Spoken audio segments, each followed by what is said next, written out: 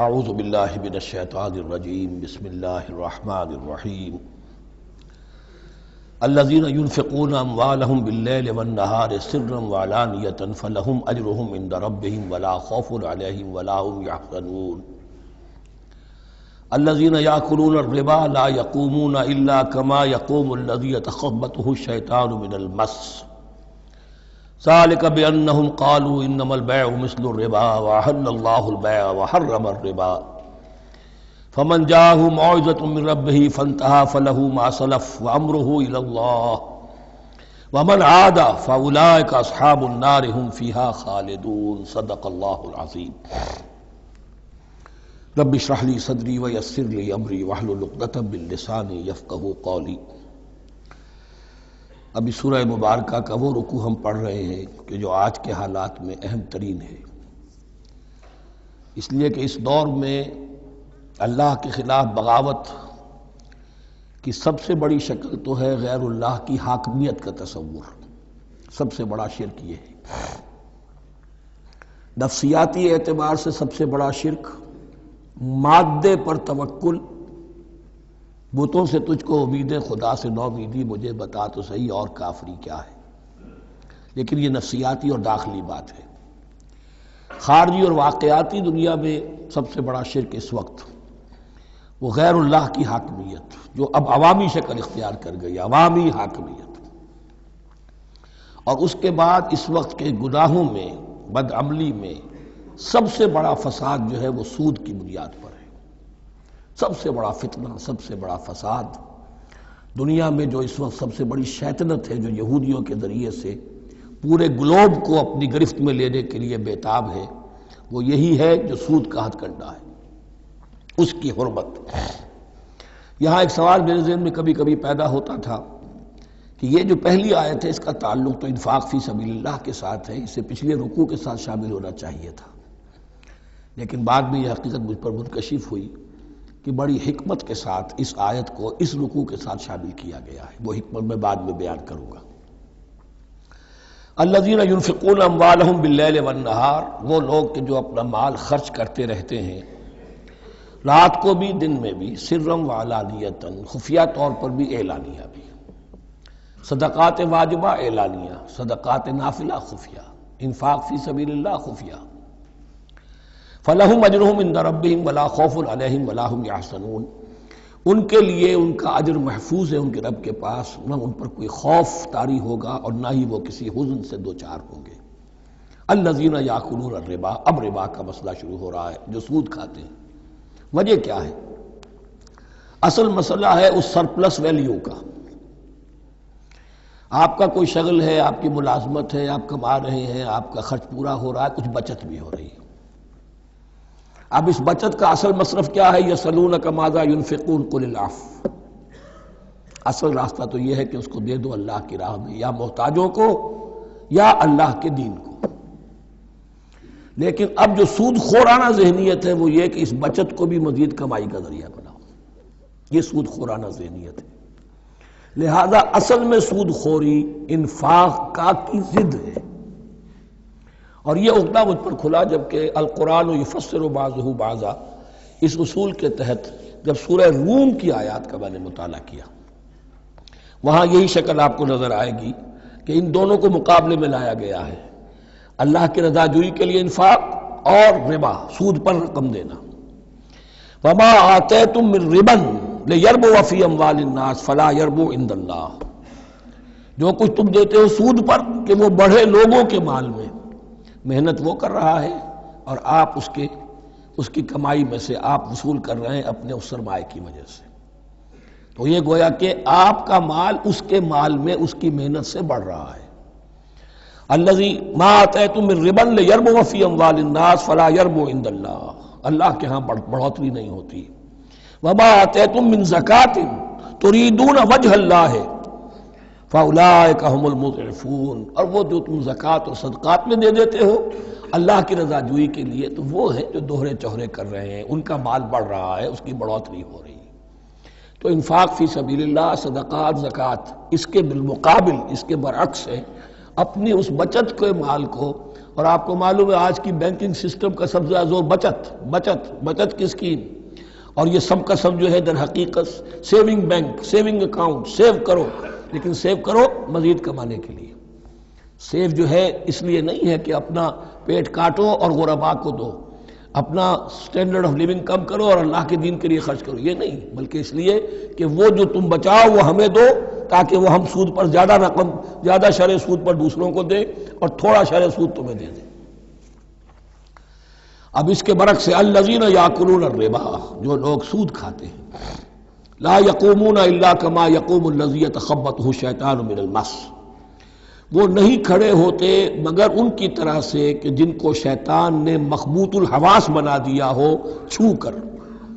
یہاں عام طور پر یہ سمجھا گیا کہ یہ قیامت کے دن کا نقشہ ہے، یہ قیامت کے دن کا نقشہ تو ہوگا ہی، اس دنیا میں بھی سود خوروں کا حال یہی ہے۔ اور اگر ان کا نقشہ دیکھنا ہو تو کسی سٹاک ایکسچینج کو جا کے دیکھ لیجئے، معلوم ہوگا دیوانے ہیں، پاگل ہیں، چیخ رہے ہیں، دوڑ رہے ہیں، بھاگ رہے ہیں، وہ انسان نہیں نظر آتے اس وقت جو بھی کچھ ہو رہا ہوتا سٹاک ایکسچینج کے اندر۔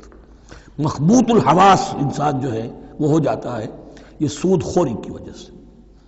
الذین یاکلون الربا لا یقومون الا کما یقوم الذی یتخبطہ الشیطان من المس ذلک بانہم قالوا انما البیع مثل الربا، اور ان کے سب سے بڑھ کر مخبوط الحواس ہونے کا مظہر یہ ہے، یہ اس لیے کہ وہ کہتے ہیں کہ بیع بھی تو ربا کی طرح ہے، بیع بھی تو سود ہے۔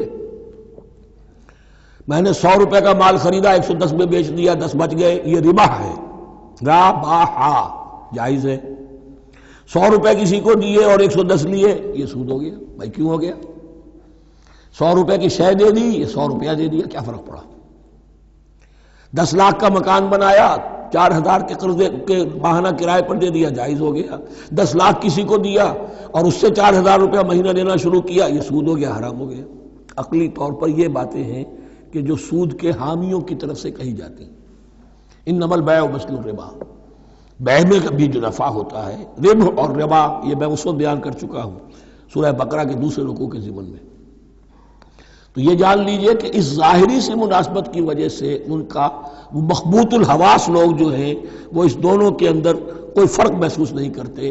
یہاں اللہ تعالیٰ نے ان کے قول کا عقلی جواب نہیں دیا، بلکہ جواب کیا دیا؟ احل اللہ البیع وحرم الربا، اللہ نے بیع کو حلال قرار دیا ہے اور ربا کو حرام قرار دیا ہے۔ اب تم بات یہ کرو، اللہ کو مانتے ہو یا نہیں؟ رسول کو مانتے ہو یا نہیں؟ قرآن کو مانتے ہو کہ نہیں؟ یا اپنی عقل کو مانتے ہو؟ اگر تم مسلمان ہو، اگر تم مومن ہو تو اللہ کا حکم جو وہ فرمائے، نہ صرف اللہ کا، جو رسول کا ہے، ما آتاکم الرسول فخذوہ وما نہاکم عنہ فانتہوا، جو کچھ رسول تمہیں دے لے لو اور جس چیز سے روک دے رک جاؤ۔ یہ تو شریعت کا معاملہ ہے۔ ویسے اس میں جو فرق واقع ہوتا ہے وہ یہ ہے کہ ایک ہے فلوئڈ منی، فلوئڈ کیپٹل، ایک ہے فکسڈ کیپٹل۔ مکان 10 لاکھ کا ہے، لیکن مکان سے جو شخص رہ رہا فائدہ کیا اٹھائے گا؟ 1 مہینے رہے گا نا، بس اس کا بدل آپ نے لے لیا۔ 10 لاکھ روپے کسی کو نقد دے دیے، وہ کسی کام میں لگائے گا، 12 لاکھ بھی بن سکتے ہیں، 15 بھی لگ سکتے ہیں، 8 بھی رہ سکتے ہیں۔ اس میں آپ نے فکسڈ اگر لیا تو یہ حرام ہے۔ ان دونوں میں اگرچہ عام طور پہ کہا جائے گا یہ بھی کیپٹل ہے وہ بھی کیپٹل ہے، مکان بھی تو سرمایہ کی ایک شکل ہے، لیکن یہ فکسڈ کیپٹل ہے، اس کی شکل بدل نہیں رہی ہے۔ اس مکان میں تو ایک شخص رہ جائے گا، سکنا ہوگا، اس کی رہائش ہے، یا آپ کہیں گے اس کی ویئر اینڈ ٹیئر ہے تو اس کا آپ نے بدل لے لیا، بس ختم۔ لیکن وہ جائے گا، وہ مکان آپ کے لیے رہ جائے گا۔ لیکن یہ کہ 10 لاکھ جس کو دیا نقد، وہ کاروبار کرے گا، کچھ اور کہیں لگائے گا، اس کے اندر اضافہ بھی ہو سکتا ہے، کمی بھی ہو سکتی ہے، اس میں پھر فکسڈ پروفٹ لینا یہ ہے حرام، اور ان دونوں میں کوئی مناسبت نہیں۔ لیکن اللہ تعالیٰ نے یہ جواب نہیں دیا، جواب دیا احل اللہ البیع وحرم الربا فمن جاءہ موعظۃ من ربہ فانتہی فلہ ما سلف، تو جس شخص کے پاس اس کے رب کی طرف سے یہ نصیحت پہنچ گئی اور وہ باز آ گیا، رک گیا، فلہ ما سلف، تو جو کچھ پہلے وہ لے چکا ہے وہ اس کا ہے، وہ اس سے واپس نہیں لیا جائے گا، حساب کتاب نہیں کیا جائے گا کہ تم اتنا سود کھا چکے ہو واپس کرو۔ لیکن اس کا یہ مطلب بھی نہیں کہ اس کا کوئی گناہ ان پر نہیں ہوگا. وَأَمْرُهُ إِلَى اللَّهِ، اللہ کے حوالے رہے گا، معلق رہے گا. اللہ چاہے گا تو معاف بھی کر دے گا اور اللہ چاہے گا تو پچھلے سود کے اوپر بھی اس کی سرزنش ہوگی. أَمْرُهُ إِلَى اللَّهِ. وَمَنْ عَادَ، لیکن اس نصیحت کے آنے کے بعد بھی جس نے دوبارہ یہ حرکت کی، فَأُولَٰئِكَ أَصْحَابُ النَّارِ هُمْ فِيهَا خَالِدُونَ، تو یہ جہنمی ہے اور اس میں ہمیشہ ہمیشہ رہے گا. يَمْحَقُ اللَّهُ الرِّبَا وَيُرْبِي الصَّدَقَاتِ، اللہ تعالیٰ ربا کو مٹاتا ہے، دباتا ہے. اور ہمارے زمانے میں شیخ محمود احمد مرحوم نے ایک کتاب لکھی ہے مین اینڈ منی، اس میں ثابت کیا ہے جہاں جو یہ سود کا معاملہ چلتا ہے تین چیزیں ساتھ ساتھ بڑھتی چلی جاتی ہیں. جتنا سود بڑھے گا ان امپلائمنٹ بڑھے گی، انفلیشن بڑھے گی، نتیجے میں انٹرسٹ ریٹ بڑھے گا. جیسے انٹرسٹ ریٹ بڑھے گا ان امپلائمنٹ مزید ہوگی، انفلیشن زیادہ ہوگی. اٹس اے ویشس سرکل، اور اسی کے نتیجے میں تباہی ہو جاتی ہے، چھپی رہتی ہے وہ تباہی. وہ تو ایک ہی وقت میں بینک کرپٹ ہوگا، کوئی بینک، بڑے بڑے بینک جو ہیں دیوالے نکلیں گے. ابھی جو کوریا کا حشر ہو رہا ہے اور جو اس سے پہلے روس کا ہو چکا ہے، یہ سارا جو ہے یہ یوں سمجھیے شیش محل کی طرح ہے. اس میں تو ایک پتھر پڑے گا تو ٹکڑے ہو جائیں گے. وَمَنْ عَادَ فَأُولَٰئِكَ أَصْحَابُ النَّارِ هُمْ فِيهَا خَالِدُونَ يَمْحَقُ اللَّهُ الرِّبَا وَيُرْبِي الصَّدَقَاتِ، اللہ تعالیٰ پالتا ہے، صدقات کو پالتا ہے، بڑھاتا ہے اللہ کے ہاں. وہ آیت میں سنا چکا ہوں آپ کو، سورہ روم کی 39ویں آیت ہے یہ. وَمَا آتَيْتُم مِّن رِّبًا لِّيَرْبُوَ فِي أَمْوَالِ النَّاسِ فَلَا يَرْبُو عِندَ اللَّهِ وَمَا آتَيْتُم مِّن زَكَاةٍ تُرِيدُونَ وَجْهَ اللَّهِ فَأُولَٰئِكَ هُمُ الْمُضْعِفُونَ. واللہ لا یحب کل کفار اثیم، اور اللہ کو ہرگز پسند نہیں ہے وہ سب کہ جو ناشکرے ہیں اور گناہ گار ہیں. ان الذین آمنوا وعملوا الصالحات واقاموا الصلاة وآتوا الزکاة لهم اجرهم عند ربهم ولا خوف علیہم ولا هم یحزنون. ہاں جو لوگ ایمان لائیں اور نیک عمل کریں، نیک عمل میں ظاہر بات ہے جو شے حرام ہے اس کا چھوڑ دینا بھی لازم ہے، اور نماز قائم رکھیں، زکوٰۃ ادا کریں، ان کے لیے ان کا اجر محفوظ ہے ان کے رب کے پاس. ولا خوف علیہم ولا هم یحزنون. یا ایھا الذین آمنوا اتقوا اللہ وذروا ما بقی من الربا، اے ایمان والو اللہ کا تقوی اختیار کرو اور چھوڑ دو جو رہ گیا ہے سود میں سے. آج فیصلہ کر لو کہ جو بھی کچھ تم نے کسی کو قرض دیا تھا اب اس کا سود چھوڑو. یا ایھا الذین آمنوا اتقوا اللہ وذروا ما بقی من الربا ان کنتم مؤمنین، اگر تم مومن ہو. فَإِن لَمْ تَفْعَلُوا، اور اگر تم نے ایسا نہ کیا، باز نہ آئے، فَاعْذَنُوا، تو کان کھول کر سن لو، بِحَرْبٍ مِّنَ اللَّهِ وَرَسُولِهِ، اللہ اور اس کے رسول کی طرف سے اعلان جنگ. یہ الٹیمیٹم ہے اگر باز نہیں آتے سود سے. دیکھیے کسی اور گناہ پر یہ بات نہیں آئی، اللہ اور اس کے رسول کی طرف سے اعلان جنگ. وَإِن تُبْتُمْ فَلَكُمْ رُءُوسُ أَمْوَالِكُمْ، اگر تم توبہ کرو تو تمہارے جو اصل راس المال ہے وہ تمہیں لوٹا دیے جائیں گے. سود چھوڑ دو، راس المال واپس لے لو. لا تظلمون ولا تظلمون، نہ تم ظلم کرو سود لے کر اور نہ تم پر ظلم کیا جائے کہ تمہارا راس المال بھی دبا دیا جائے. لا تظلمون ولا تظلمون.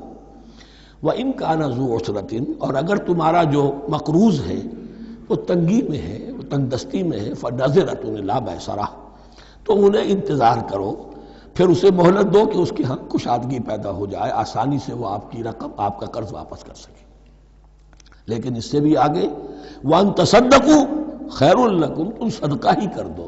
تمہارا بھائی غریب تھا، اس کو تم نے قرض دیا تھا، کوئی سود لے کر کھا بھی چکے ہو، اب جو ہے سود، اب تم باقی سود کو تو چھوڑا ہی ہے، اگر وہ راس المال بھی بخش دو اس کو، یہ انفاق ہو جائے گا، یہ قرض حسنہ اللہ کو ہو جائے گا، یہ تمہارا جو ہے ذخیرہ آخرت بن جائے گا. تو یوں سمجھیے کہ جو بھی جو ہے جس کو سرپلس ویلیو میں نے کہا تھا اسلامی معیشت کے اندر، جو بچت ہے آپ کی، اس بچت کا سب سے اونچا مصرف کیا ہے؟ صدقہ دے دو، انفاق کر دو. اس سے کم تر کیا ہے؟ قرض حسنہ، قرض دے دو کسی کو تاکہ وہ اپنی ضرورت چلا لے، اس کا کاروبار رکا ہوا تھا وہ چل پڑے گا اور تمہیں پھر وہ اپنی اصل رقم واپس کر دے گا. یہ قرض حسنہ اس سے کم تر درجہ ہے. تیسرا درجہ ایک اور بھی ہے جو جائز تو ہے مکروہ، پسندیدہ نہیں ہے. تم زیادہ ہی خسیس ہو، چلو مزاربت پر دے دو، اور مزاربت یہ ہے کہ رقم تمہاری کام وہ کرے گا. اگر بچت ہو جائے تو تم بھی لے لینا، اگر نقصان ہو جائے تو کوئی تاوان نہیں لے سکتے اس سے. یہ ہے مضاربت. اس کے بعد اگر تم کہو کہ میں دے رہا ہوں، مجھے اتنے پرسنٹ تو بہرحال تم نے دینا ہی دینا ہے، اس سے بڑھ کر حرام شے کوئی نہیں.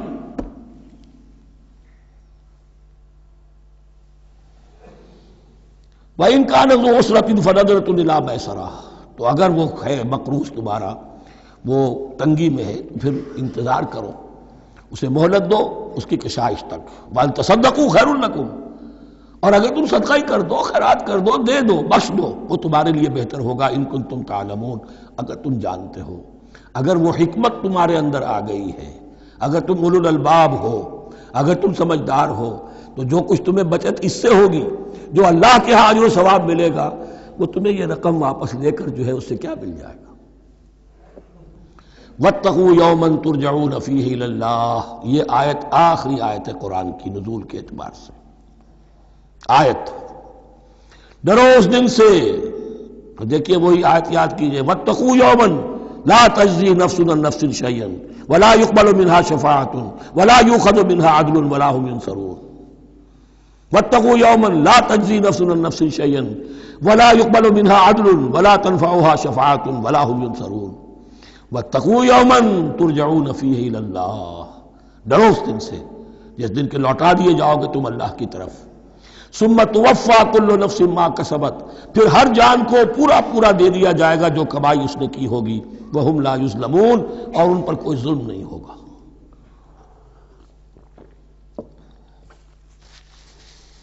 اب یہ قرآن مجید کی طویل ترین آیت آ رہی ہے، آیت دین.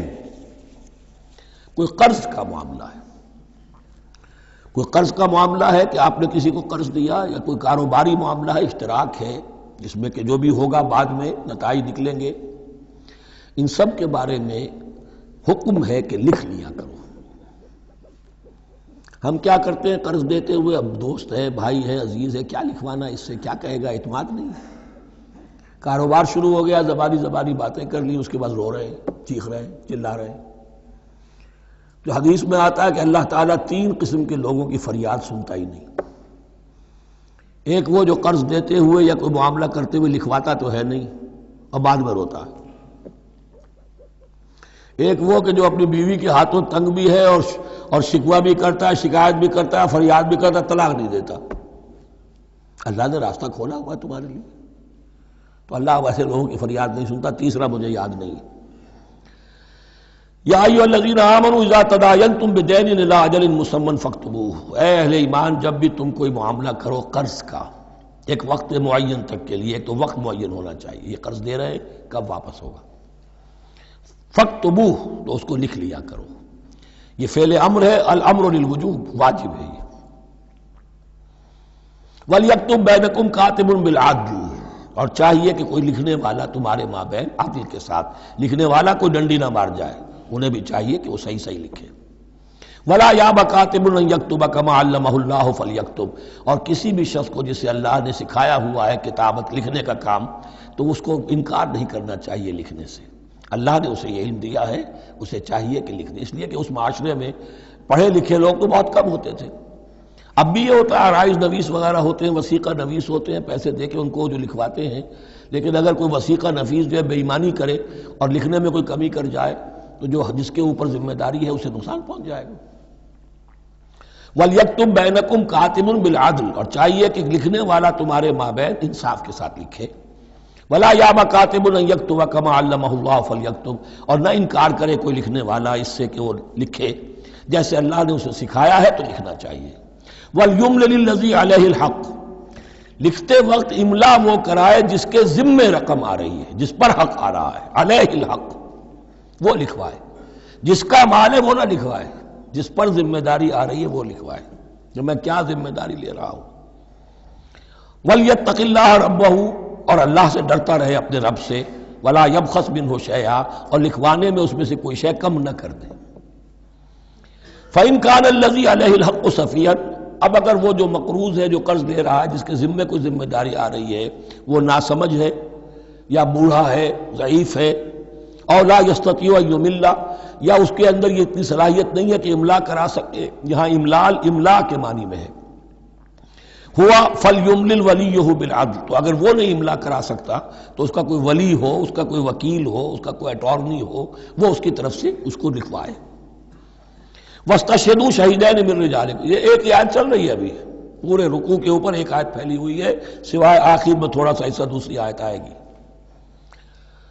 واستشہدوا شہیدین من رجالکم، اور گواہ بنا لیا کرو دو اپنے مردوں میں سے، فإن لم یکونا رجلین، اور اگر دو مرد دستیاب نہ ہو، فرجل وامرأتان، تو ایک مرد اور دو عورتیں، ممن ترضون من الشہداء، اور وہ بھی دونوں کے نزدیک مقبول ہوں شہداء، کہ ہاں دونوں کو اعتماد ہے ان پر۔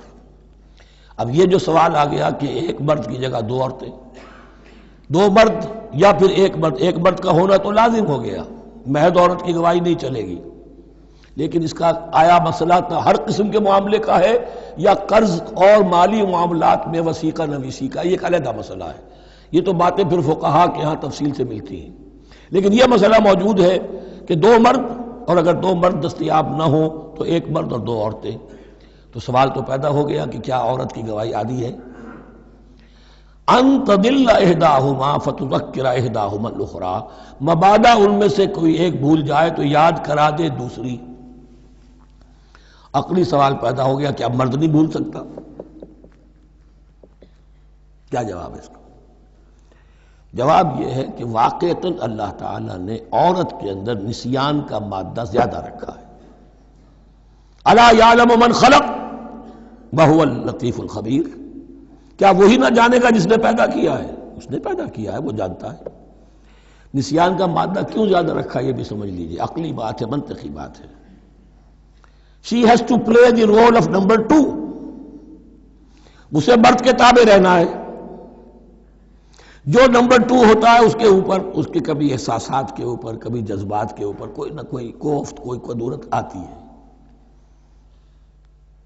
اور اس میں اللہ تعالیٰ نے ان کا سیفٹی والو رکھا ہوا، بھول جانا، اگر بھولنا نہ ہو، یاد ماضی عذاب ہے یا رب چھین لے مجھ سے حافظہ میرا، یہ نسیان جو ہے یہ بھی ایک بہت بڑی نعمت ہے، ورنہ تو کوئی صدمہ دل سے اتری نا، کوئی غصہ کبھی ختم ہوئی نا، تو بھولنے کا معاملہ یہ سیفٹی ویلو اللہ نے عورت میں زیادہ رکھا ہے، اس لیے کہ اسے مرد کے تابع ہو کر رہنا ہے، اور جب تابع ہو کر رہنا ہے تو اسے زیادہ اس کے احساسات پہ، جذبات پر زیادہ مواقع آئیں گے کہ اس کو کچھ زک پہنچے، اس کے لیے یہ سیفٹی ویلو کے نسیان ہے، یہ زیادہ رکھ دیا گیا ہے۔ ان تضل احداہما فتذکر احداہما الاخری، اب یہ کہ اگر یہ بات سمجھ میں نہ آتی تب بھی اللہ کا حکم ہے ماننا ہے، اگر فکس کیپٹل اور فلوئڈ کیپٹل کا فرق سمجھ میں نہیں آتا تب بھی بیع حلال ہے، ربا حرام ہے، اللہ خیر صلی اللہ احل اللہ البیع وحرم الربا، لیکن اگر حکمت سمجھ میں آ جائے تو نور علی نور۔ ولا یابی الشہداء اذا ما دعوا، اور نہ انکار کریں گواہ جب کہ ان کو بلایا جائے، اب گواہی کے لیے بلایا جائے تو گواہ نہیں آ رہے، نخرہ کر رہے، نہیں، ان کو آنا چاہیے۔ ومن اسلم ممن کتم شہادتہ عنده، شہادت من اللہ ہے، جو اللہ کی کوئی گواہی جو ہے اگر چھپائی ہے تو بہت بڑا ظلم ہے۔ ولا تسأموا، اور اس سے تھکو مت، کسل مت کرو، سستی مت کرو، ان تکتبوہ، کہ تم لکھو اسے، صغیرا او کبیرا، چاہے چھوٹا معاملہ ہو چاہے بڑا ہو، الی اجلہ، وقت معین کے لیے، اتنا قرض دے رہا ہوں، اتنے وقت میں آپ نے مجھے لوٹانا ہے، اس کے بعد آپ بڑھا سکتے ہیں، آپ دیکھ سکتے ہیں، اسے مزید مہلت دے سکتے ہیں، ایسے ہی حالات ہیں تو آپ معاف بھی کر سکتے ہیں، لیکن یہ کہ جب لکھنا ہے، حکم دیا جا رہا ہے تو اس میں اجل معین ہو، الی اجلہ، اور اس میں چھوٹے بڑے کی تفریق نہ کرو، چاہے چھوٹا مسئلہ بڑا لکھ لو، ذالکم اقسط عند اللہ، یہ اللہ کے نزدیک بھی زیادہ مبنی بر انصاف ہے، واقوم للشہادہ، اور گواہی کے لیے زیادہ قوی ہوگا اور زیادہ درست ہوگا، لکھی ہوئی شے ہوگی تو اب معاملہ جو ہے بہت واضح رہے گا، ورنہ زبانی یادداشت کے اندر کہیں کہیں جو ہے تعبیر ہی میں فرق ہو جاتا۔ وعدنا اللہ ترتابو، اور یہ اس کے بہت قریب ہے کہ تم بھولو گے نہیں، الا ان تکون تجارۃ حاضرۃ تدیرونها، الا یہ کہ کوئی لین دین ہو، تجارت ہو جو حاضر ہوتی ہے دست بدست، آپ نے سودا دیا، اس نے پیسے دے دیے، اب کیش بھی وہ دے دیجئے یا آپ دینا چاہیں تو، ورنہ یہ شریعت میں لازم نہیں ہے۔ اگر ایسا دست بدست کا معاملہ ہے تو پھر یہ ہے کہ وہ تو ہو گیا ایکسچینج، وہ مال جو ہے دکاندار نے مال دیا، آپ نے پیسے دے دیے، اس کے لکھنے کی ضرورت نہیں ہے۔ الا ان تکون تجارۃ حاضرۃ تدیرونھا بینکم، تو اگر وہ تجارت ہو کہ نقد تمہاری چلتی ہے، آپس میں لین دین ہو رہا ہے، فلیس علیکم جناح الا تکتبوھا، تو کوئی حرج نہیں ہے تم پر کہ اسے نہ لکھو۔ واشہدوا اذا تبایعتم، اور گواہ بنا لیا کرو جب کوئی مستقبل کا سودا کرو۔ یہ بیع سلم جو ہوتی ہے یہ مستقبل کا سودا ہے، قرض کا سودا ہے۔ بیع سلم بھی ایک طرح کا قرض ہے۔ آج آپ طے کرتے ہیں کسی شخص سے، کسی کاشتکار سے، زمیندار سے کہ اگلا موسم جو آئے گا فصل کا، گیہوں کی فصل کا، تو اتنے روپے من کے حساب سے 500 من گندم میں آپ سے لوں گا۔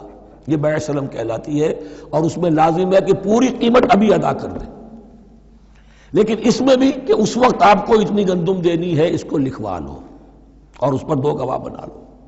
واشہدوا اذا تبایعتم ولا یضار کاتب ولا شہید، اور نہ نقصان پہنچایا جائے کسی لکھنے والے کو یا گواہ کو، اور نہ نقصان پہنچائے کوئی لکھنے والا یا گواہ۔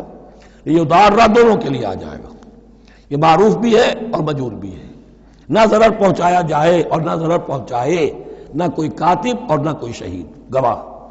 وَإِن تَفْعَلُوا، اگر تم ایسا کرو گے، نقصان پہنچاؤ گے، فَإِنَّهُ فُسُوقٌ بِكُمْ، تو یہ تمہارے لیے بہت بڑے گناہ کی بات ہوگی۔ وَاتَّقُوا اللَّهَ، اللہ سے ڈرو، وَيُعَلِّمُكُمُ اللَّهُ، اللہ تمہیں تعلیم دے رہا ہے، وَاللَّهُ بِكُلِّ شَيْءٍ عَلِيمٌ، اللہ ہر چیز کا علم رکھنے والا ہے۔ یہ ایک آیت ہوئی ہے، آخری پارے کی میرا خیال 4 5 6 صورتیں جمع کر لے تو جا کر ہی ایک آیت کا حجم برابر ہوگا۔ جو میں نے کہا تھا کہ آیات کی تعیین توقیفی ہے، یہ ہمارے حساب کتاب سے، گرامر سے، منطق سے، علم بیان سے کسی سے کوئی تعلق نہیں اس کا۔ وَإِن كُنتُمْ عَلَىٰ سَفَرٍ، اور اگر تم سفر پر ہو، وَلَمْ تَجِدُوا كَاتِبًا، اب وہاں کوئی لین دین کا معاملہ ہو گیا، قرض کا ہو گیا، کاتب کوئی ہے نہیں، فَرِحَانٌ مَقْبُوضَةٌ، تو کوئی گروی شے رکھ لو قبضے میں،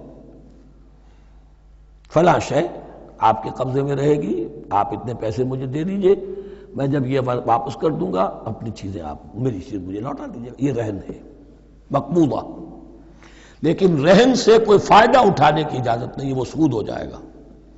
اگر مکان رہن رکھا گیا ہے، قبضہ تو ہوگا اس کا، لیکن یہ کہ وہ اس کا کرایہ نہیں لے سکتا، کرایہ مالک کو جائے گا، اس سے کوئی استفادہ نہیں کر سکتا اس مال سے۔ رہان مقبوضہ۔ فَإِنْ أَمِنَ بَعْضُكُمْ بَعْضًا، پھر اگر کوئی شخص اب اطمینان کرتا ہے اور اعتبار کرتا ہے تم میں سے بعض کسی بعض کا، فَلْيُؤَدِّ الَّذِي اؤْتُمِنَ أَمَانَتَهُ، تو اب چاہیے اس شخص کو کہ جس کے اوپر یہ امانت آئی ہے، اگرچہ اس کے پاس رہن دینے کو کچھ نہیں تھا، یا یہ کہ دوسرے بھائی نے اس پر اعتماد کیا اور اس کی وجہ سے کوئی شے رہن نہیں لی، تو اب اس سے کوئی غلط فائدہ نہ اٹھائے، وہ گویا کہ اس کے پاس جو اس نے قرض لیا امانت ہے، اس کے پاس وہ امین بنایا گیا ہے۔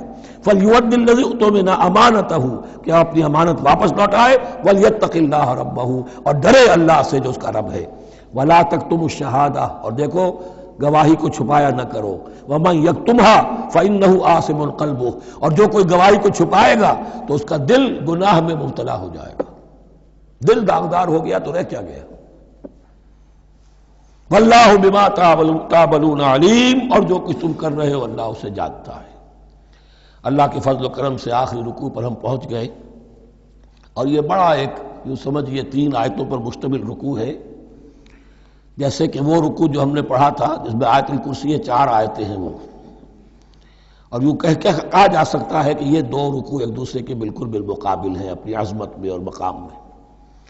آیت الکرسی کی جگہ یہاں ایک دعا کی آیت ہے، جامع ترین دعا جو آئے گی آخری آیت میں، للہ ما فی السماوات و ما فی الارض۔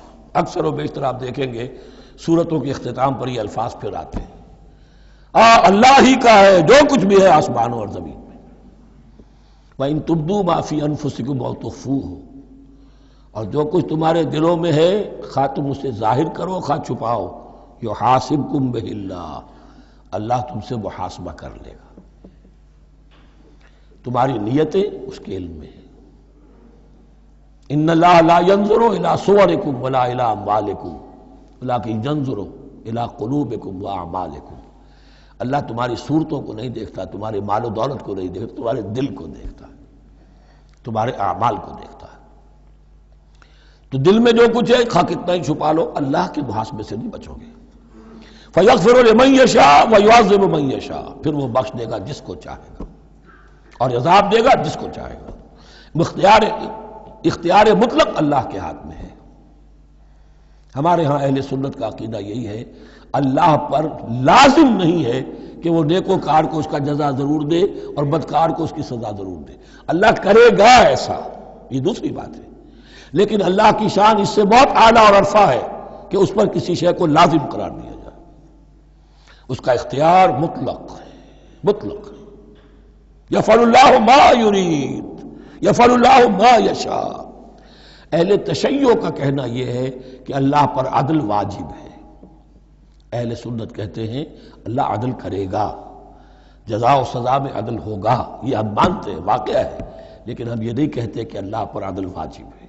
اللہ پر کوئی شے واجب نہیں، بلکہ اللہ نے تو کتب علی نفسہ الرحمہ، اپنے اوپر واجب کیا ہے رحمت کو۔ وجوب کا لفظ جو آتا ہے اللہ پر تو وہ تو رحمت کا ہے، کتب علی نفسہ الرحمہ، اللہ نے اپنی ذات کے اوپر واجب کر لیا رحمت کو۔ واللہ علی کل شیء قدیر، اور اللہ ہر چیز کی قدرت رکھتا ہے۔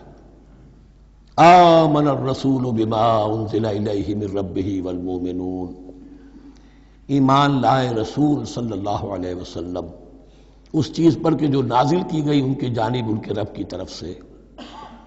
غور طلب بات ہے، یہ بڑا باریک نکتہ ہے۔ نبی پر جب وحی آئی ہے کیسے پہچان لیا کہ یہ بدروح نہیں ہے، یہ جبرائیل ہے؟ آخر کوئی اشتباہ بھی تو ہو سکتا تھا، پہلا تجربہ تھا۔ اس سے پہلے نہ آپ نے کہانت سیکھی، نہ آپ نے کوئی اور اس طرح کی نفسیاتی ایکسرسائزز کی۔ آپ تو کاروباری آدمی تھے، ایک بہت ہی بھرپور زندگی گزار رہے ہیں، اہل و عیال والے ہیں، کاروبار کر رہے ہیں، ہائی ایسٹ لیول کا کاروبار ہے۔ تو فطرت جو ہے وہ پہچانتی ہے، نبی کی فطرت وہ اتنی پاک اور صاف ہوتی ہے کہ اس کے اوپر کوئی بدروح کا کوئی اثر ہو ہی نہیں سکتا۔ اگرچہ اس میں ایک اور واقعہ میں نے ایک جگہ پڑھا تھا، وہ میں پھر کسی وقت موقع آیا تو سناؤں گا آپ کو، اس وقت نہیں ہے۔ بہرحال ہمارے لیے بڑی تسکین کی بات ہے کہ اللہ تعالیٰ نے رسول کے ایمان کے تذکرے کے ساتھ ہمارے ایمان کا تذکرہ کیا۔ آمن الرسول بما انزل الیہ من ربہ والمؤمنون، ایمان لائے رسول صلی اللہ علیہ وسلم اس چیز پر جو نازل کی گئی ان کی جانب ان کے رب کی طرف سے، اور ایمان لائے صاحب ایمان۔ اللہم ربنا اجعلنا منہم، اللہم ربنا اجعلنا منہم۔ کل آمن باللہ وملائکتہ وکتبہ ورسلہ، یہ دوسرا مقام ہے سورہ بقرہ کے اندر جس میں ایمان کے جو اجزاء ہیں ان کو گنا گیا ہے۔ کچھ یاد ہے آیت البر؟ لیس البر ان تولوا وجوہکم قبل المشرق والمغرب ولکن البر من آمن باللہ والیوم الآخر والملائکۃ والکتاب والنبیین۔ یہاں بھی اسی طرح ہے، کل آمن باللہ وملائکتہ وکتبہ ورسلہ لا نفرق بین احد من رسلہ۔ اور یہ تیسری مرتبہ بات آ گئی ہے کہ رسولوں کے درمیان کوئی تفریق نہیں کی جائے گی۔ کہاں؟ پہلے تو آیا تھا 16ویں رکوع میں، لا نفرق بین احد منہم ونحن له مسلمون، اور اس سے بھی پہلے آیا تھا والذین یؤمنون بما انزل الیک وما انزل من قبلک، وہ لوگ جو ایمان رکھتے ہیں اس پر بھی جو ہے نبی آپ پر نازل کیا گیا اور اس پر بھی جو آپ سے پہلے نازل کیا گیا۔ لا نفرق بین احد من رسلہ، ہم اس کے رسولوں میں سے کسی کے مابین کوئی تفریق نہیں کرتے۔ تفضیل اسی صورت میں ثابت ہے، تلک الرسل فضلنا بعضهم علی بعض منهم من کلم اللہ ورفع بعضهم درجات وقالوا سمعنا واطعنا، وہی بات کہ جو کہی گئی تھی جب ان سے کہا گیا تھا واسمعوا، کیا کہا تھا انہوں نے؟ سمعنا وعصینا، سمعنا واطعنا، وہ کہتے ہیں ہم نے سنا اور مانا۔ غفرانک ربنا، ہماری درخواست ہے پروردگار، تیری بخشش مانگتے ہیں۔ غفرانک، نون پر زبر ہے، مفعول ہے، نسألک غفرانک، اے اللہ ہم تجھ سے سوالی ہیں، تجھ سے طلب کرتے ہیں، درخواست کرتے ہیں تیری مغفرت کا، وإلیک المصیر، اور تیری ہی جانب لوٹ جانا ہے۔ یہاں پر وہ ایمان بالآخرہ بھی آ گیا جو یہاں اوپر نہیں آسان، آمن باللہ وملائکتہ وکتبہ ورسلہ، پھر رسولوں کے ضمن میں لا نفرق بین احد من رسلہ، لیکن اس کے بعد وإلیک المصیر، مغفرت اور اللہ کی طرف ہی لوٹ جانا ہے ہمارا، اس میں ایمان بالآخرہ آ گیا۔ اب آخری آیت، لا یکلف اللہ نفسا الا وسعها، اللہ تعالی نہیں ذمہ دار ٹھہرائے گا کسی جان کو مگر اس کی وسعت کے مطابق۔ یہ بہت بڑے فضل و کرم والی آیت ہے، جیسے میں نے کہا تھا میگنا کارٹا جو ہے انسانی حقوق کا، کہ اجیب دعوت الداعی اذا دعان، جہاں بھی مجھے کوئی پکارے، جب پکارے میں اس کی پکار سنتا ہوں، قبول کرتا ہوں۔ ہاں فَلْيُؤْمِنُوا بِي فَلْيَسْتَجِيبُوا لِي، انہیں بھی چاہیے کہ میرا کہنا مانے، دو طرفہ بات چلے گی، یک طرفہ نہیں۔ میری مانو، اپنی منواؤ، تم دعائیں کرو گے ہم قبول کریں گے، تم ہماری بات نہیں مانتے پھر تمہاری دعا تمہارے منہ پر دے ماری جائے گی۔ کرتے رہو قنوت نازلہ 40 دن کے 80 دن پڑھتے رہو، ڈھاکہ تو بیٹھ ہی جائے گا، بیٹھ گئے۔ یہودیوں سے شکست تو ہو ہی جائے گی، ہو گئی۔ کرتے رہو، حرمین میں پڑھتے رہو قنوت نازلہ، مکے میں پڑھو، مدینے میں پڑھو، پوری دنیا میں پڑھو۔ اللہ کو پیٹھ دکھائی ہوئی ہے، اس کے دین کو پاؤں تلے روندا ہوا ہے، اللہ کے باغیوں سے دوستی ہے، کسی نے قبلہ ماسکو کو بنایا تھا اور کسی نے واشنگٹن کو بنایا تھا، تمہاری دعائیں کیسے قبول ہوں؟ لیکن یہ جو آیت ہے یہ اس اعتبار سے بہت بڑی رحمت کی آیت ہے کہ اللہ تعالیٰ کے ہاں وہ اندھے کی لاٹھی والا معاملہ نہیں ہے کہ تمام انسانوں سے محاسبہ ایک ہی سطح پر ہو۔ اللہ جانتا ہے کس کی کتنی وسعت ہے، اور وسعت کن چیزوں سے بنتی ہے۔ آپ کو کوئی اور جین ملے ہیں، مجھے کوئی اور جین ملے ہیں، انہیں کوئی اور جین ملے ہیں، یہ جینز، ان جینز کی اپنی اپنی خصوصیات ہیں، خصائص ہیں، پراپرٹیز ہیں، لیمیٹیشنز ہیں۔ آپ کو کوئی اور ماحول ملا، اسے کوئی اور ماحول ملا، اسے کوئی اور ماحول ملا، تو hereditary factors multiplied by environmental factors, ان دونوں سے ایک شخصیت کا ہیولہ بنتا ہے انسان کا، جس کو پیٹرن کہتے ہیں ہمارے مستری لوگ۔ جب لوہے کا کوئی شے جو ہے ڈھالنی ہے تو اس کے لیے پہلے مٹی کا یا لکڑی کا ایک پیٹرن بناتے ہیں، انگریزی میں پیٹرن ہے، وہ پیٹرن کہتے ہیں ہمارے مستری لوگ۔ اب آپ لوہا جو ہے اس کو جب اسے کر لیں گے، مائع بنا لیں گے، گلا لیں گے، پھر اس میں ڈالیں گے، وہی شکل ہو جائے گی۔ یہ شاکلہ ہے ہر انسان کا جو بن جاتا ہے۔ قُلْ كُلٌّ يَعْمَلُ عَلَى شَاكِلَتِهِ فَرَبُّكُمْ أَعْلَمُ بِمَنْ هُوَ أَهْدَىٰ سَبِيلًا۔ اس شاکلہ کے اندر اندر آپ کو محنت کرنی ہے۔ اللہ جانتا ہے کس کا شاکلہ وسیع تھا، کس کا شاکلہ تنگ تھا، کس کے جینز اعلیٰ تھے، کس کے جینز ادنا تھے، کس کے ہاں ذہانت زیادہ تھی، کس کے ہاں جسمانی قوت زیادہ تھی۔ جو بھی کچھ اس نے دیا ہے، جس کو وہاں ہم نے رکھا اس کو وہاں رکھا، اس نے وہاں تعلیم پائی، اس نے یہاں تعلیم پائی، جو بھی انوائرمنٹل فیکٹرز آئے ہیں، جو بھی جینیٹک فیکٹرز آئے ہیں، سب اللہ کے علم میں ہے۔ ان سب کو ملحوظ رکھ کے اللہ حساب لے گا۔ جو شاکلہ ہم نے تمہیں دیا تھا اس میں تم نے کیا کیا؟ ایک شخص کے اندر فرض کیجئے استعداد ہی ہے 20 درجے کی استعداد ہے، اس نے فرض کیجئے 18 درجے کام کر دیا، کامیاب ہو گیا۔ کسی میں استعداد 100 درجے کی تھی، اس نے 50 درجے کیا، ناکام ہو گیا۔ حالانکہ کمیت کے اعتبار سے 50 درجے زیادہ ہے 18 درجے سے، لیکن یہ 18 درجے کا کام وہ کر رہا ہے جس کے اندر استطاعت تھی ہی 20 کی، یا 18 ہی کی تھی، اس نے پوری کر دی۔ اور 50 درجے والا وہ جس کو اللہ نے دے رکھی تھی 1000 کی استطاعت، اس کا وہ 50 بیکار ہو گیا۔ تو اللہ تعالیٰ کا محاسبہ جو ہے انڈیویجول ہے، اس لیے فرمایا گیا کلہم آتی ہے یوم القیامت فردا، ان میں سب لوگ اس دن قیامت کے دن سب آئیں گے اکیلے اکیلے، تنہا تنہا، ہر ایک کا حساب ہوگا وہاں، اور ہر ایک کا حساب ہوگا لا یکلف اللہ نفسا الا وسعها، اللہ ذمہ دار نہیں ٹھہرائے گا کسی بھی جان کو مگر اس کی وسعت کے مطابق۔ البتہ اس کا اب ایک ریورس ہے۔ ہوتا کیا ہے، ہم سمجھتے ہیں دنیا میں تو بھاگ دوڑ کر رہے ہیں اور دین اجی ہمارے اندر تو استطاعت، دین کے کام کی صلاحیت ہی نہیں ہے۔ دنیا میں دیکھیں بڑے کامیاب تیزی کے ساتھ دوڑ رہے ہیں، کامیاب پر کامیاب، دین ہمارے اندر تو استطاعت نہیں ہے، استعداد ہی نہیں ہے، کیا کریں؟ یہ دھوکہ ہے، سیلف ڈسیپشن ہے۔ استعداد اور استطاعت کے بغیر اور صلاحیت اور ذہانت کے بغیر دنیا میں بھی آپ کما نہیں سکتے، محنت نہیں کر سکتے، کوئی نتائج حاصل نہیں کر سکتے۔ یہ دھوکہ اپنے آپ کو نہ دیجئے۔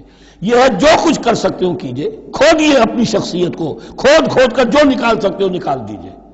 ہاں آپ نکال سکیں گے اتنا ہی جتنا آپ کے اندر ودیت ہے، زیادہ کہاں سے لے آئیں گے؟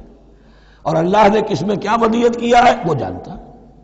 اس کا حساب لینا جو ہے، محاسبہ، وہ اس پر ہے کہ جو اس نے تمہیں دیا ہے۔ اور یہ مضمون قرآن مجید میں 5 مرتبہ آیا ہے بہت اہمیت کے ساتھ۔ لا یکلف اللہ نفسا الا وسعها لها ما کسبت وعلیہا ما اکتسبت۔ اسی جان کے لیے ہے جو اس نے کمایا اور اس کے اوپر وبال بنے گا جو اس نے برائی کمائی۔ لیکن لام اور علا، لہا ما کسبت، جو بھی اس نے نیکی کمائی اس کے حق میں ہے، اس کے لیے ہے، اس کا اجر ملے گا، ثواب ملے گا، اور جو بدی کمائی وہ اس پر وبال بنے گا، اسی کے لیے اس کو سزا ملے گی، اسی کے حوالے سے۔ اب وہ آخری دعا آ گئی، جامع ترین اور عظیم ترین دعا ہے قرآن مجید کی۔ ربنا لا تؤاخذنا ان نسینا او اخطانا۔ اہل ایمان کے راستے پر، عمل صالح کے راستے پر مقدور بھر، امکان بھر اپنی شخصیت کے کونوں کھدروں میں سے بھی نکال کر، اپنی ریزیڈول انرجیز کو بھی نکال کر اللہ کی راہ میں لگا دیں۔ لیکن اس کے بعد بھی کوئی غرہ نہ ہو، کوئی غرور نہ ہو، کوئی اپنی محنت پر، اپنی نیکی پر، اپنی کمائی پر، اپنے کارناموں پر کہیں انسان دھوکہ نہ کھا جائے۔ کیفیت کیا رہنی چاہیے؟ وہ یہ ہے تواضع، عجز، انکساری۔ ربنا لا تؤاخذنا ان نسینا او اخطانا۔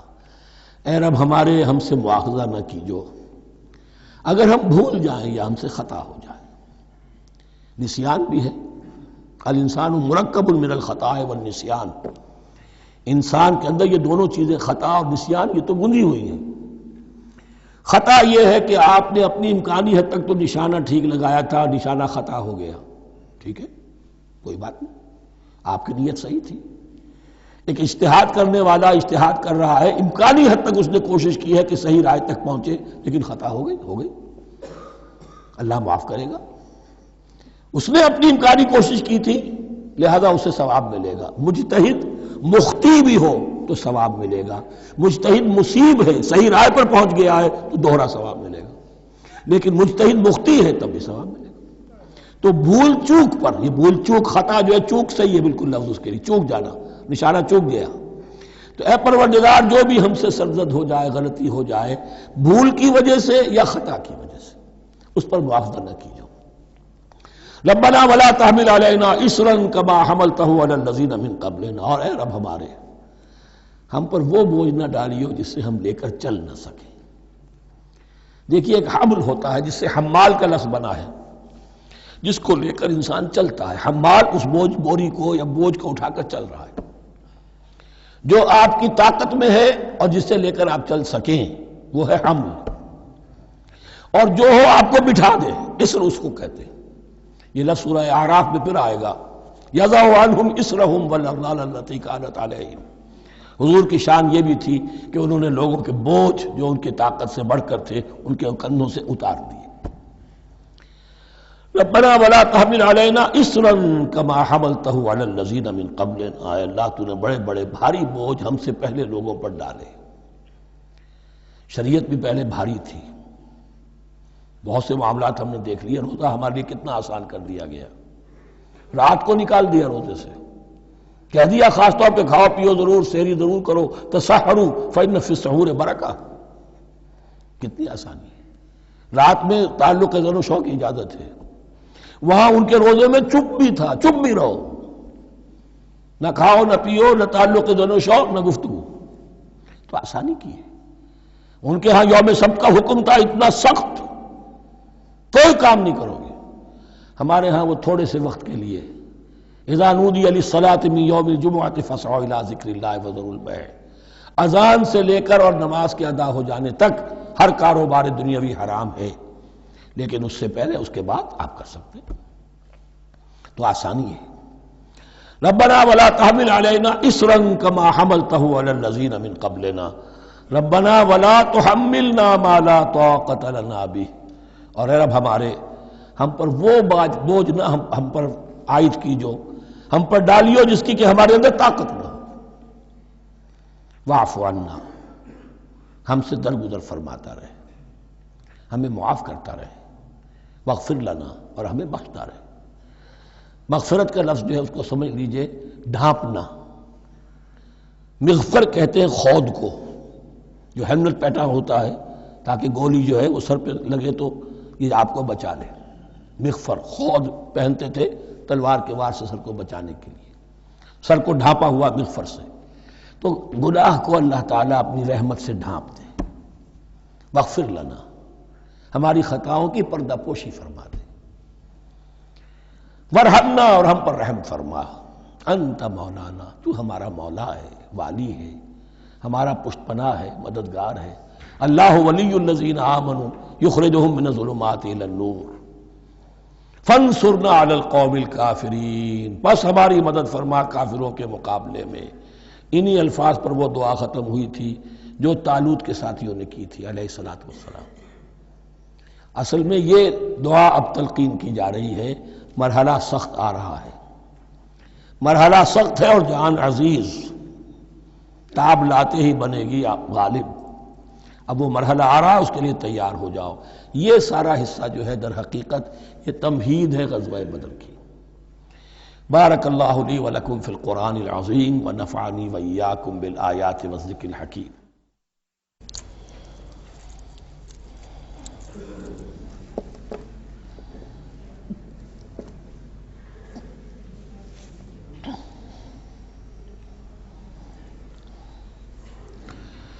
بسم اللہ اولہ و آخرہ. سورہ بقرہ کے ترجمے اور مختصر تشریح کے اختتام کے بعد اب ہمیں مکی اور مدنی صورتوں کے اس پہلے گروپ میں جو دو جوڑے مدنی صورتوں کے ہیں ان میں سے پہلے جوڑے کی دوسری صورت کا مطالعہ کرنا ہے. یہ سورہ آل عمران ہے.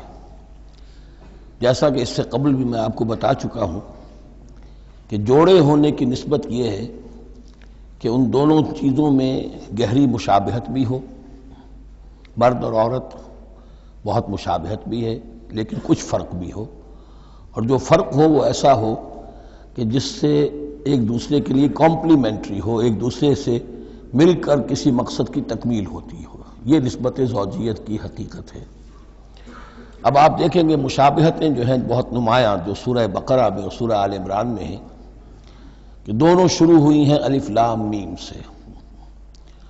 دونوں کے شروع میں قرآن مجید کی عظمت کا بیان ہے، اگرچہ سورہ آل عمران میں اس کے ساتھ ہی تورات اور انجیل کا بیان بھی ہے. دونوں کے اختتام پر بڑی عظیم آیات آئی ہیں. وہ آیت ہم پڑھ چکے ہیں جو سورہ بقرہ کے اختتام پر آئی ہے، جو کہ ایک عظیم دعا پر مشتمل ہے. عظیم ترین دعاؤں میں سے اس کو شمار کیا جا سکتا ہے. ربنا لا تؤاخذنا ان نسینا او اخطانا. سورہ آل عمران کے آخری رکوع میں بھی ایک نہایت جامع دعا آئی ہے. وہ 3-4 آیتوں میں پھیلی ہوئی ہے، بہت بڑی جامع دعا ہے. پھر جیسے میں نے آپ کو بتایا کہ سورہ بقرہ میں بھی یہ سورۃ الامتین ہے، دو امتوں سے بحث کر رہی ہے، گفتگو کر رہی ہے، خطاب کر رہی ہے. یہی معاملہ سورہ آل عمران کا بھی ہے، لیکن یہ فرق ہے کہ سورہ بقرہ میں زیادہ گفتگو ہے یہود کے بارے میں اور سورہ آل عمران میں زیادہ گفتگو ہے آل عمران کے نصارہ کے بارے میں. تو گویا کہ اس طرح وہ تکمیل ہو رہی ہے کہ اہل کتاب کا جو ایک طبقہ تھا اور اہم تر طبقہ تھا یہود، دینی اعتبار سے ان کی اہمیت زیادہ تھی، چاہے تعداد میں وہ کم تھے اور کم ہے، لیکن یہ کہ دینی اعتبار سے ان کی اہمیت زیادہ رہی ہے. دوسرا طبقہ ہے یہ عیسائیوں کا، لیکن یہ کہ ان کا تذکرہ وہاں بہت کم آیا، یہاں آپ کو اس سورہ آل عمران میں زیادہ خطاب ان سے ملے گا۔ پھر جیسے سورہ بقرہ کا پہلا نصف جو ہے وہ 18 رکوعوں پر اور 152 آیات پر مشتمل تھا، اور نصف ثانی جو ہے وہ 22 رکوعوں پر لیکن 134 آیات پر مشتمل تھا، تو تقریباً مساوی دو حصے تھے۔ وہی کیفیت آپ کو یہاں ملے گی، بلکہ یہاں وہ بتمام و کمال ہے، دونوں حصے بہت مساوی ہیں۔ کل 20 رکوع ہیں، 10 رکوع ایک نصف اول میں ہے، 10 رکوع نصف ثانی میں ہے۔ صرف ایک آیت کا فرق ہے کہ پہلے 10 رکوعوں میں 101 آیات ہیں اور دوسرے 10 رکوعوں میں 99 آیات ہیں۔ پھر جیسے وہاں 3 حصے ہیں نصف اول کے، ویسے ہی یہاں بھی 3 حصے ہیں نصف اول کے، لیکن یہاں رکوعوں کی تقسیم نہیں ہے بلکہ آیات کی ہے۔ پہلی 32 آیات میں تمہیدی کلام ہے، جیسے کہ 4 رکوع سورہ بقرہ کے، اگرچہ وہاں روح سخن ابتدا ہی سے یہود کی طرف ہو گیا تھا، یہاں روح سخن ابتدا ہی سے نصارہ کی طرف ہے، لیکن یہ کہ یہاں کی 32 آیات اسی طرح تمہیدی کلام پر مشتمل ہیں جیسی کہ سورہ بقرہ کے 4 رکوع۔ پھر یہاں 31 آیات براہ راست خطاب ہے نصارہ سے، خاص طور پر حضرت عیسیٰ علیہ السلام کی ولادت کن حالات میں ہوئی، کیا ان کا مقام اور مرتبہ تھا، کیا ان کی اصل حیثیت تھی، پھر یہ کہ ان کے ساتھ کیا معاملہ ہوا۔ یہ حصہ نازل بھی ہوا ہے سن 9 ہجری میں، جو شامل یہاں کر دیا گیا ہے، حالانکہ اس سورہ مبارکہ کا اکثر و بیشتر حصہ جو ہے وہ سن 3 ہجری میں غزوہ احد کے بعد نازل ہوا ہے، لیکن یہ کہ یہ حصہ جو ہے 31 آیات پر مشتمل نازل ہوا سن 9 ہجری میں۔ نجران ایک بستی تھی عرب کے جنوب میں یمن کی طرف، اور وہاں عیسائی آباد تھے، تو وہاں کے عیسائیوں کے سردار اور ان کے جو بڑے لاٹ پادری تھے وہ کچھ 70 عیسائیوں کا ایک وفد لے کر آئے حضور کی خدمت میں مدینہ منورہ میں، بات سمجھنے سمجھانے کے لیے کہ آپ کس بات کی دعوت دے رہے ہیں، اور کئی دن مقیم رہے اور بات پوری سمجھ بھی لی، خاموش بھی ہو گئے، پھر بھی بات نہیں مانی تو حضور نے مباہلے کی دعوت دی، اس چیلنج کو قبول کیے بغیر وہاں سے چلے گئے۔ لیکن یہ کہ بہرحال انہوں نے جو ترتیب جس شدت کے ساتھ ہونی چاہیے تھی ان کی طرف سے وہ بھی نہیں کی، یہ شرافت کا انہوں نے مظاہرہ کیا۔ بہرحال یہ 9 رکوع، یہ جو 31 آیات ہیں سن 9 میں نازل ہوئی۔ یہی نوٹ کر لیجئے کہ سورہ بقرہ کی بھی ایک بات میں بتانے سے میں بھول گیا اس وقت، کہ یہ جو سود سے متعلق احکام ہیں، جو رکوع ہے، جو 38واں رکوع ہے سورہ بقرہ، یہ بھی تقریباً سن 9 میں نازل ہوا ہے۔ گویا کہ وہ مشابہت بھی موجود ہے کہ اگرچہ سورہ بقرہ کا اکثر و بیشتر حصہ غزوہ بدر سے قبل نازل ہوا، لیکن اس میں بھی کچھ آیات وہ ہیں جو سن 9 ہجری میں نازل ہوئی ہیں، اور سود کے بارے میں آخری حکم ہے۔ اسی طریقے سے یہاں جو یہ نجران کے عیسائیوں سے خطاب کے لیے جو آیات نازل فرمائی گئیں، یہ سن 9 میں نازل کی گئیں، لیکن شامل ہے سورہ آل عمران میں، کہ جس کا اکثر و بیشتر حصہ سن 3 ہجری میں غزوہ احد کے بعد نازل ہوا ہے۔ پھر جیسے سورہ بقرہ کے نصف اول کا جو آخری تیسرا حصہ تھا، وہ 15واں 16واں 17واں 18واں رکوع، اس میں یہ کہ حضرت ابراہیم کا ذکر تھا، خانہ کعبہ کا ذکر تھا، اسی طریقے سے وہی بات یہاں ملے گی آپ کو۔ اور یہاں اب اہل کتاب کو دعوت دی گئی ہے اسی انداز میں جیسے کہ وہاں 16ویں رکوع میں سورہ بقرہ کے دی گئی ہے۔ یہ تیسرا حصہ جو ہے نصف اول کا، یہ 38 آیات پر مشتمل ہے، بہت جامع آیات ہیں، بہت اہم آیات ہیں۔ اس کے بعد نصف ثانی شروع ہو جاتا ہے، جس میں کہ یا ایھا الذین آمنوا، جیسے 19ویں رکوع سے شروع ہوا سورہ بقرہ میں، یا ایھا الذین آمنوا استعینوا بالصبر والصلاۃ ان اللہ مع الصابرین، یہاں اب یہ 11واں رکوع جو ہے وہ شروع ہوگا، یا ایھا الذین آمنوا اتقوا اللہ حق تقاتہ ولا تموتن الا وانتم مسلمون۔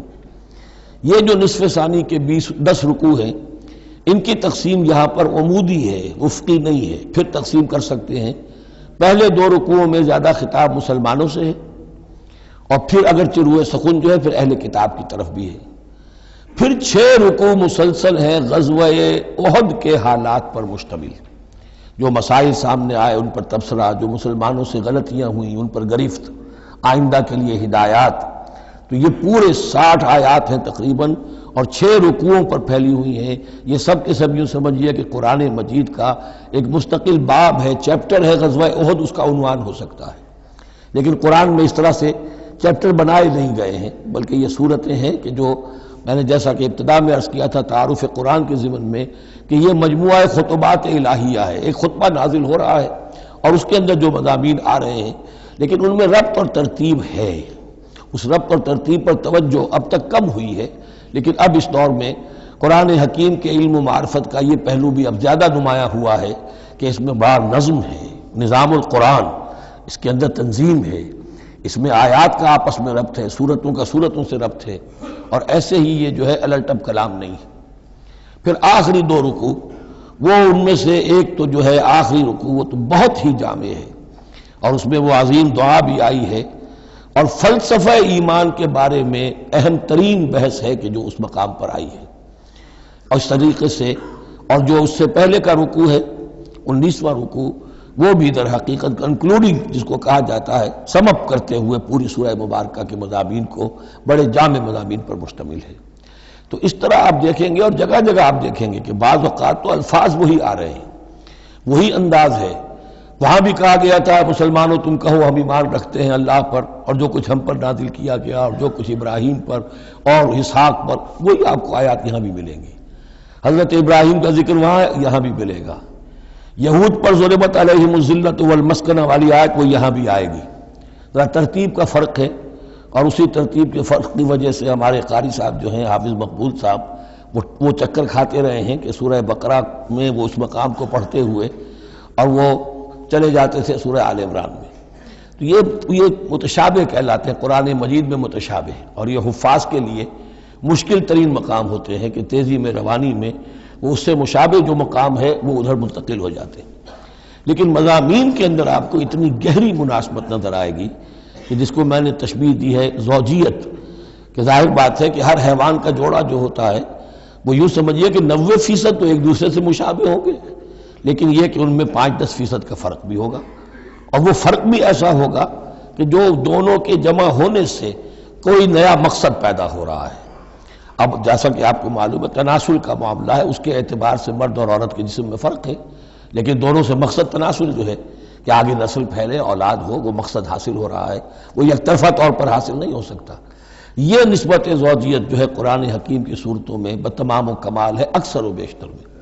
البتہ ان میں گہرے تدبر کی ضرورت ہے، غور و فکر کیا جائے، سوچ بچار کیا جائے، تو پھر اس نظم قرآن کے حوالے سے اضافی معانی، اضافی علم، اضافی معرفت، اضافی حکمت کے خزانے کھلتے ہیں۔ بس اسی پر اکتفا کرتے ہیں، اور اب اس کے بعد ہم اس سورہ مبارکہ کا، سورہ آل عمران کا، یہ اور یاد کر لیجئے کہ میں نے آپ کو بتایا تھا کہ نبی اکرم صلی اللہ علیہ وسلم نے ان دونوں صورتوں کو ایک نام دیا ہے۔ جیسے آخری جو 2 صورتیں ہیں قرآن مجید کی، ان کو ایک نام دیا گیا معوذتین، قل اعوذ برب الفلق، قل اعوذ برب الناس۔ ان دونوں صورتوں کو ایک نام دیا گیا الزہراوین، 2 نہایت تابناک اور روشن صورتیں۔ تو یہ اس میں تمہیدی کلام میں بس اسی پر اکتفا کر کے اب ہم آگے مطالعہ شروع کرتے ہیں۔ بارک اللہ لی ولکم فی القرآن العظیم ونفعنی وإیاکم بالآیات والذکر الحکیم۔